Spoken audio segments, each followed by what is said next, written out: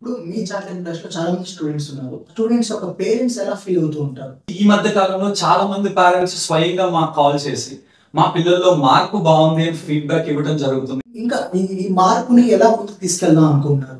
Basic గా మేము ఏదైతే కాన్సెప్ట్ తో స్టార్ట్ చేసామో స్టూడెంట్స్ ని ఇన్వాల్వ్ చేస్తూ ఆర్గనైజేషన్ ద్వారా సొసైటీని ఎంపవర్ చేయాలి అనే కాన్సెప్ట్ ని ఇంకా మేము చాలా బలంగా క్రియేట్ చేయాలి అని అనుకుంటున్నాము. సో ఇప్పుడు ఏంటి అంటే చాలా ఎన్జిఓస్ ఉన్నాయి, చాలా విషయాల మీద ఫైట్ చేస్తున్నారు. కాకపోతే ఎడ్యుకేషన్ మీద వర్క్ చేసే ఎన్జిఓస్ చాలా తక్కువ ఉన్నాయి.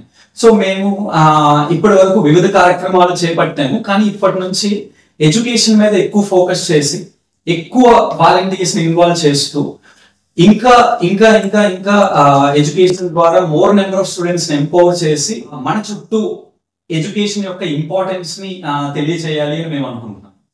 థ్యాంక్ యూ అండి.